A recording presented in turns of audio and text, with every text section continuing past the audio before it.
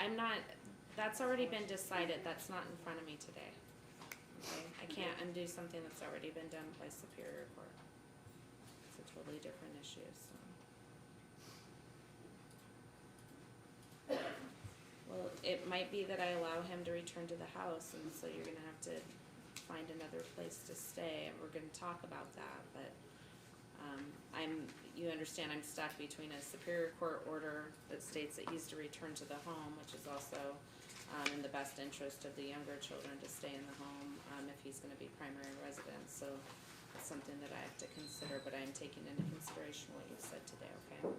But I'm not lifting the no contact order, so he still would not be allowed to have contact with you, but it may be that he is able to return to the home. I do wanna ask about, mother's residence, which is on the same property versus the home, so I just wanna clarify that there's no intent that he's returning to mother's residence, it's that he's returning to the family home. He's returning to the family home, yes, Your Honor, and that's in order so he can raise the boys properly.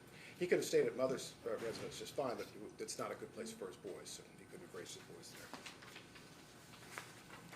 I mean, the state understands kind of the position the court's in. I mean, I'm displacing 2 young boys if I don't allow him to return to the family residence because he's been designated primary parent.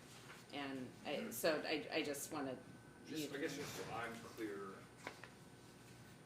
so I thought the kids might go, I guess just my position is I don't want no contact order lifted with anyone in the case, including the children. This is a very scary case where the 3 children and the mother locked them. I know, I mean, I'm very well aware of the facts of this case, and I've denied previous, I declined to allow him in the family home. Here's this court's concern is I've reviewed the Superior Court record.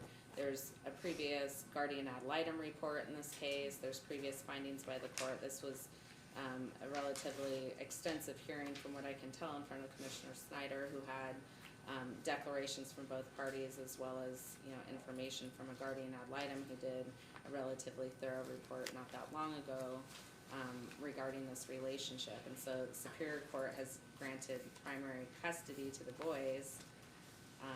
It's generally in children's best interest to remain in their own family home at their age at 8 and 9, and that was the intent of Superior Court. So I guess, I know where Your Honor is going.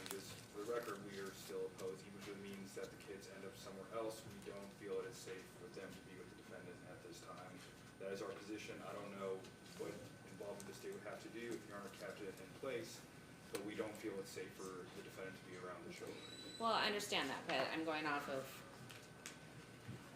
essentially 300% more information in front of Superior Court than what we have here at this time, and they made that determination. So I appreciate, extremely concerning facts within the probable cause statement, and,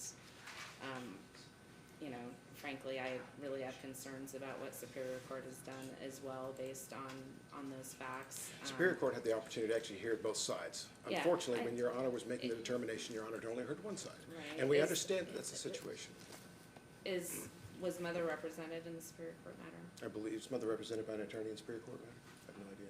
No, my mother was never interviewed by the Not your police. mother, is Miss Folk, is Elise. Elise Folk. Does she have an Does she have attorney? an attorney? In Superior Court. Ms. Folk No, is she here and was hoping to address Your Honor too. I don't know if you want. I'm not going to undo anything Superior Court has done today, and I'm not lifting the no contact order, so unless there's something else in particular.